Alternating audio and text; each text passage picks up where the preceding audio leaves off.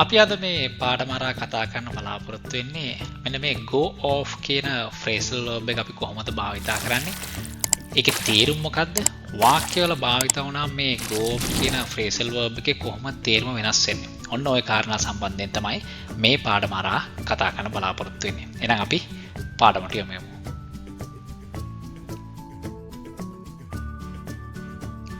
අපි හැමදාම phrasal verbs වල තේරුම හොයාගන්න ඒවා වාක්‍ය වල භාවිතා කරලා ඒ වාක්‍ය වල භාවිතලා තියෙන ආකාරය උනෝ තමයි අපි phrasal verbs වල තේරුම හොයාගන්නේ. එහෙනම් මේ go off කියන phrasal verb එකත් අපි බලමු වාක්‍ය වල භාවිතා කරලා කොහොමද අපි තේරුම හොයාගන්නේ කියලා.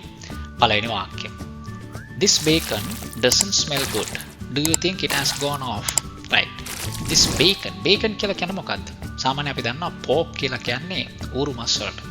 ඌරගේ පිටිපස්ස කොටසින් නම් මස් ටික අරගෙන තියෙන්නේ. අන්න ඒ මස් වලින් අපි හදන ඒ මස් වලට අපි කියන්නේ bacon කියලා. This bacon doesn't smell good. ඒ ඌරු මස් වල එච්චර සුවඳ එච්චරම හොඳ නෑ. Do you think it has gone off? ඔයා හිතනවාද ඒක නරක් වෙලා කියලා? මෙතන මේ go off කියන එකෙන් අදහස් කරන්නේ මස් මාළු කෑම ಜಾති ඒවා නරක් වෙලා කියන අදහස ඔකට දෙන්න ඕන නම් මෙන්න මේ go off කියන phrasal verb එක භාවිතා කරන්න පුළුවන්. මෙතන මේ gone off කියලා ලියලා තියෙන්නේ has කියලා තියෙන හන්දාව කට්ටිය දන්නවා. has කියන auxiliary එකෙන් පස්සේ එන verb එක අනිවාර්යෙන් past participle එකේ තියෙනවා. එහෙනම් has gone off. This bacon doesn't smell good. Do you think it has gone off? හිතනවාද ඒක නරක් වෙලා කියලා? එහෙනම් මතක තියාගන්න මෙන්න මේ go off කියන phrasal verb එක අපි භාවිතා කරන්නේ ආහාර නරක් වෙලා කියන අර්ථය දෙන්න ඕන නම් එතනට අපිට go off කියන phrasal verb එක භාවිතා කරන්න පුළුවන්. අය බලන්න මේකේ තවත් වාක්‍යයක්. Put the milk back in the fridge or else it will go off.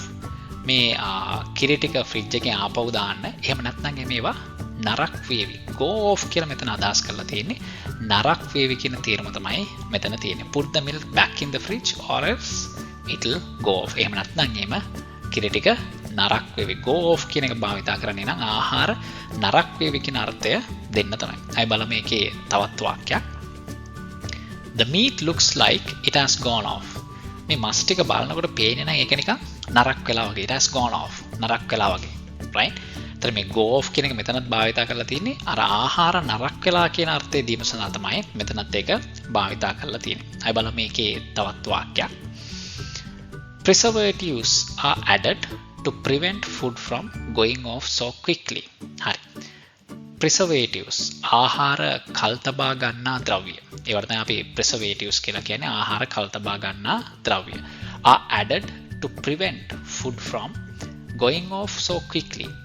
ආහාර ඉක්මනින් නරක් වීම වළක්වා ගැනීම සඳහා ආහාර කල්තබා ගැනීමේ ද්‍රව්‍ය ආහාර වලට එකතු කරන ලබනවා. ඒතර going off කියලා මෙතනත් අදහස් කරලා තියෙන්නේ නම් නරක් වෙනවා කියන එක. එහෙනම් හොඳින් මතක තියාගන්න මේ go off කියන phrasal verb එක අපි භාවිතා කරන්නේ ආහාර මස් ಜಾති මොකක්ද ආහාර වල සම්බන්ධයක් නරක් වෙලා කියලා කියන්න අපිට අවශ්‍යයි නම් ඒ අවස්ථාවසන අපිට පුළුවන් මෙන්න මේ go off කියන phrasal verb එක භාවිතා කරන්න.